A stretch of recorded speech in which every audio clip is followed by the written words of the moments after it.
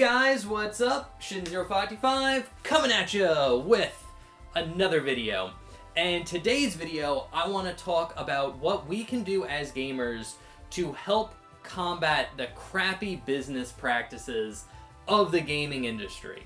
One of the latest examples is Nintendo has actually raised the price of the Switch 1. Not the Switch 2, the Switch 1. And this is a completely blatant attempt to help sell more Switch 2 consoles.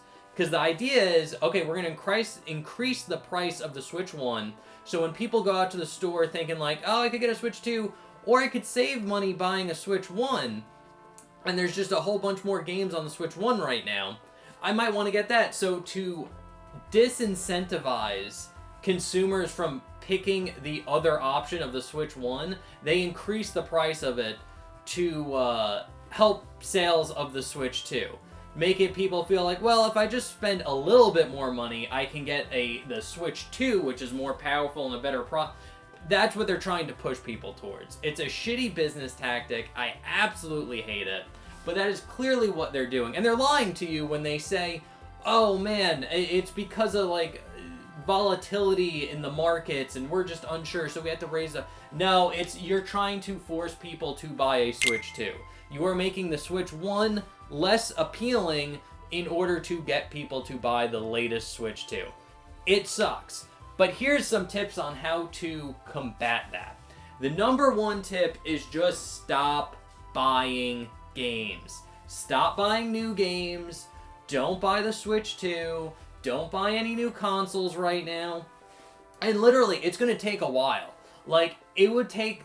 Like, honestly, if we could organize and get people together, it would probably take a good 3 to 5 years of people just not buying shit to really hammer home to these companies, we don't like what you're doing.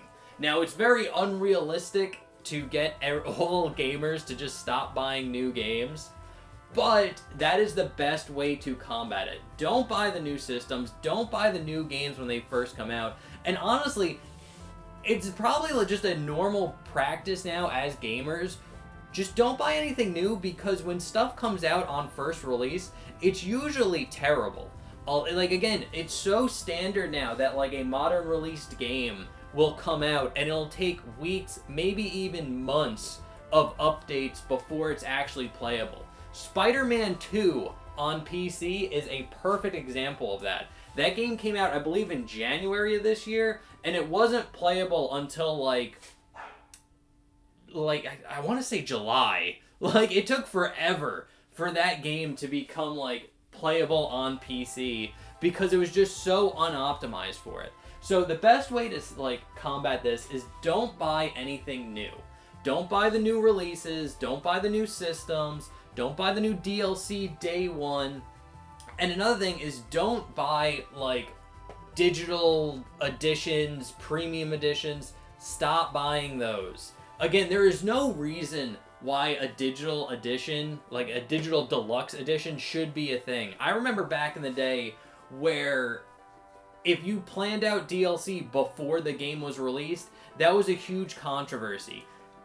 Street Fighter Cross Tekken is a perfect example with like on-disc DLC. Now that's just standard business practice and we all just accept it, which sucks, and we shouldn't accept that. And another thing that you can do, besides not buying games, and this is actually another important one, stop engaging with the industry. And what I mean by that is stop watching Nintendo Directs. Stop watching Sony's State of Play. Don't watch the Game Awards. Don't, like, if they see that their viewership is actually at like an all-time low, that will actually get them to change their mind on some stuff. Along with, if their sales start going down and the engagement on like social media goes down, if you stop following them on like Instagram or X or Facebook or whatever social media you use, you just stop following game news, that will definitely show them. And that's actually a huge benefit. If you stop keeping up with like the latest news, you won't feel like you're missing out. That's the best way to combat FOMO, is just disconnect. stop looking at stuff. Stop looking at new trailers. Stop keeping up with the latest gaming news, and just chill out.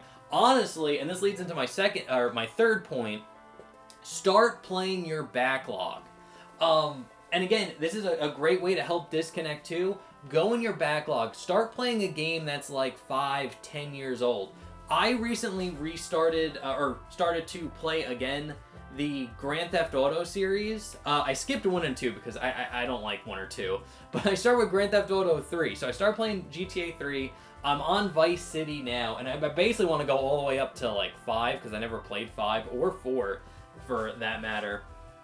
But it was just, there's something nice about going back and playing GTA 3 and kind of just that being the game I'm playing right now. And then I started looking up things like walkthroughs on GTA for some of the harder missions and some things like that. And then I just started like looking at like GTA 3 almost like news, and there's even like a GTA 3 kind of community where there's people that just make videos on GTA 3 just exploring it, taking in the atmosphere. It's so cool. And again, it's just like my YouTube feed for like the past couple weeks have just been GTA 3 videos, and it's just been so nice to disconnect from anything modern right now. I have no idea what games are coming out, to be honest, and it's just because I'm not paying attention to it, and I feel great. It is awesome to disconnect from just modern like gaming industry. I don't care about the new games. I don't care what's coming out.